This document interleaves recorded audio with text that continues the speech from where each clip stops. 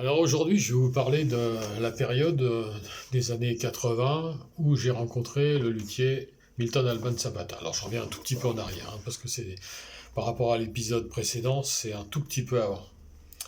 Donc j'avais, par l'intermédiaire de Jean-Michel Kerr, eu la chance de rencontrer Milton Alban Zapata parce qu'en fait je voulais une Kena de qualité. J'en avais déjà acheté par exemple chez Bernard Souk, rue du Château, ou à Paris dans le 14e vers la gare Montparnasse, pas loin de la gare Montparnasse. C'était une boutique, alors il faut que je vous parle quand même de Bernard Souk, parce que Bernard Souk c'était un luthier mais en même temps un magasin de musique, alors qui a eu une particularité incroyable, c'est qu'il était déjà totalement dédié aux instruments et aux musiques d'Amérique latine, mais également il y avait un truc génial, c'est qu'il y avait les poignées de la porte de la boutique, c'était deux talcas. Donc on ouvrait la porte comme ça, hop, on tirait et c'était des talcas. C'est original, évidemment qui ne fonctionnait pas, mais qui était vraiment, les poignées étaient sculptés comme des talcs. Voilà, et donc à l'intérieur, il y avait beaucoup d'instruments de musique, des charangos, des bombos, des sikus, etc. Et des kenas, parce qu'en fait, il fabriquait des kenas, Bernard Souk. Et il était notamment, si j'ai bien compris ce dont je me souviens de l'époque en même temps, parce que c'est vieux, il y a plus de 40 ans, en fait, les kenas des Quilapayún et les kenas de Gilbert Favre, donc de Los Jairas, venaient de là. Alors, peut-être on va me contredire, mais c'est ce que j'avais appris à l'époque, et en tout cas je crois me souvenir de ça. Et donc, Bernard Souk, je l'ai connu un petit peu parce que je lui avais acheté un charango et il était bon, très sympa évidemment. Puis après, bon, bah, évidemment, tout ça s'est arrêté, mais bien longtemps après. Et parallèlement à ça, donc, avec ma rencontre avec Jean-Michel Kerr de Los Chacos, j'avais connu beaucoup de monde, comme je vous l'ai dit, notamment l'équipe de Guillermo de la Roca et bien sûr Milton Alban Zapata, de côté de. Alors je me souviens plus du nom de la rue, mais c'était à côté du parc Montsouris, dans une rue qui monte. Attends, oui, elle monte. Parce que en fait, c'est un quartier qui monte et qui descend, donc cette rue-là monte. Et donc il habitait dans un pavillon et son sous-sol était totalement dédié à la fabrication de la Kena. Enfin, des Kena, sikus, et une Tarka que j'ai. C'est un ami à moi qui l'a en ce moment. Que j'avais acheté à l'époque. Voilà. Alors, ce qui est rigolo, c'est que je me suis très bien entendu avec cette personne, Milton Alban Zapata, et je l'ai revu plusieurs fois. La première fois, c'était avec Jean-Michel Kerr, parce que, en fait, je voulais donc acheter une Kena, et puis il m'avait aidé à la choisir, Miku. Et donc, c'était très sympa tous les deux. Puis, je suis retourné une autre fois avec mon père, ça, je m'en souviens très bien, pour lui montrer l'endroit, parce que mon père étant ouvrier très qualifié en usine et également un gros bricoleur, ça l'intéressait de voir ça. Donc on est allés ensemble, puis je suis retourné aussi plusieurs fois seul. Et donc j'ai eu la chance d'avoir, non pas des cours, parce que c'était pas des cours, mais quelques indications pour fabriquer des kenas. Alors j'ai fabriqué des kenas, beaucoup. Alors il y en a qui ont servi dans les calchaquis, d'autres dans le groupe Ayacucho, d'autres dans Senda Nueva, d'autres dans Los Guachos, évidemment du côté de Miku, de Jean-Michel Kerr, dans Pachacamac, il y a eu un moment, et également, bien sûr, mon groupe Los del Sol, et puis j'en oublie sûrement, parce que j'en avais fait vraiment beaucoup à une époque, dans les années 80, entre 80 et 90. Senda Nueva, bien sûr, je l'ai dit, je crois, déjà. Voilà, et donc j'avais fabriqué toutes sortes de flûtes, et dont celle-là. C'est rigolo. Alors c'est un tube de PVC que j'ai un peu coloré, on va dire. Pas colorisé, coloré. Voilà, elle tient toute seule. Oui, elle tient toute seule. Voilà, et donc c'est un tube et c'est pas une Kena, c'est un Pinkio avec un son incroyable, très juste parce que je m'en suis servi pour enregistrer. Après, je vais vous parler un peu des enregistrements aussi, ça c'est intéressant. Et donc j'ai appris à faire des flûtes, dont celle-ci.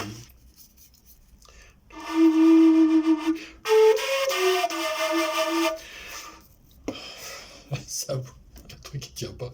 C'est le bec qui tient pas.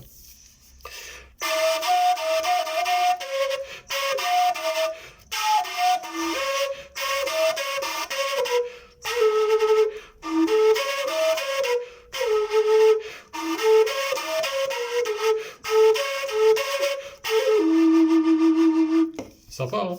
Bon, là, c'est vraiment de l'improvisation sur un thème que j'avais entendu il y a longtemps. J'ai pas répété, hein. Moi, je répète plus maintenant. Je suis fatigué. J'en ai assez de répéter.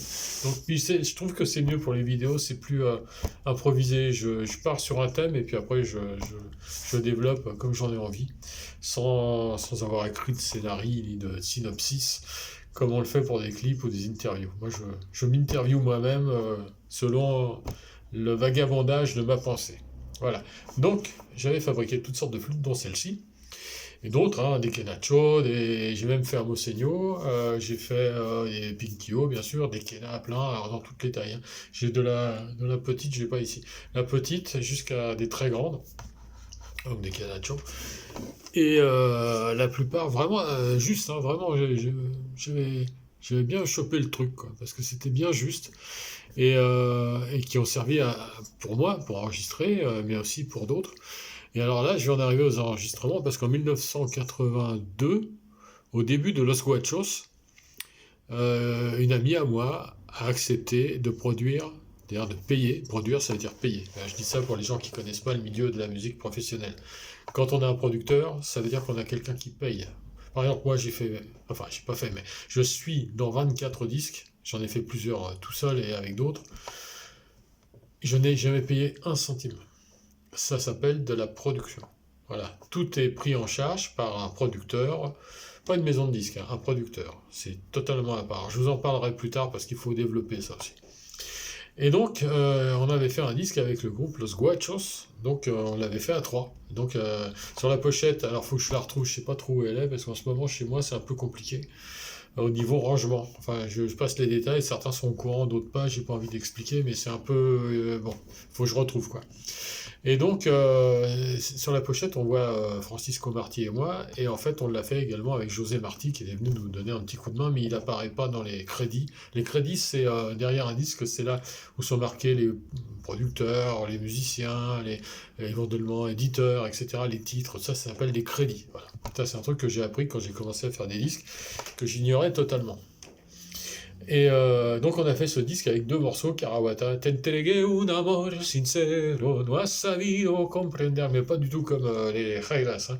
Nous on l'avait fait à la mode Los Guachos, ça ressemblait plus à un boléro, c'est assez rigolo, c'est pas mal du tout, je l'ai réécouté il y a quelques temps, c'est plutôt sympa à écouter, mais ça n'a rien à voir avec l'original, hein.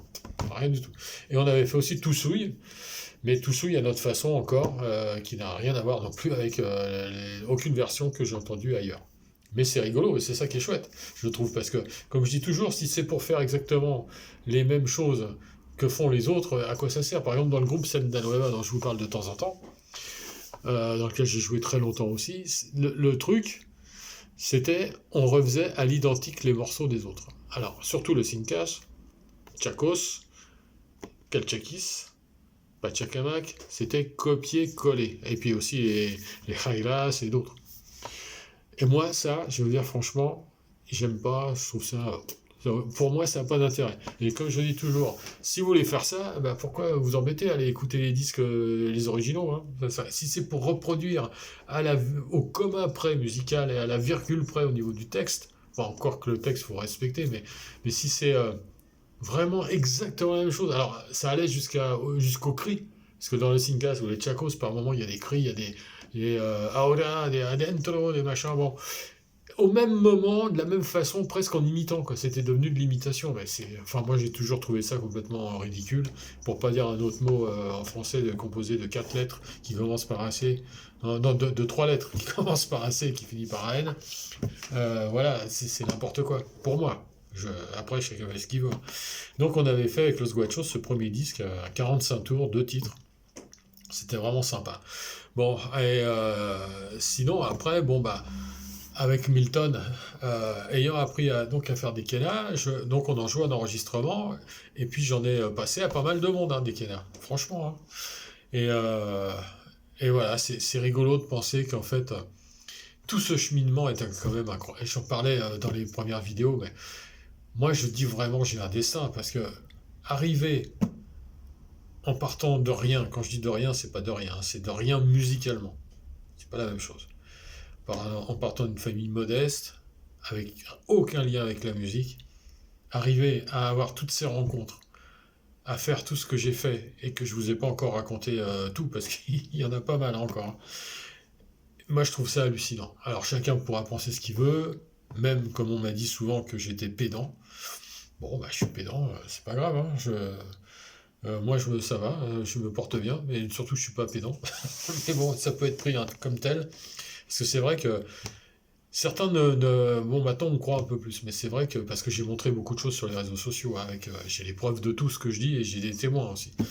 Mais c'est marrant de voir comment les gens peuvent être ne pas croire, quoi. C'est hallucinant. Enfin bref, donc moi j'ai un destin que j'ai eu et qui a été vraiment formidable entre toutes ces rencontres, tous ces concerts que j'ai fait, ne serait-ce que là en s'arrêtant au début des années 80, déjà j'avais fait plein de choses, hein.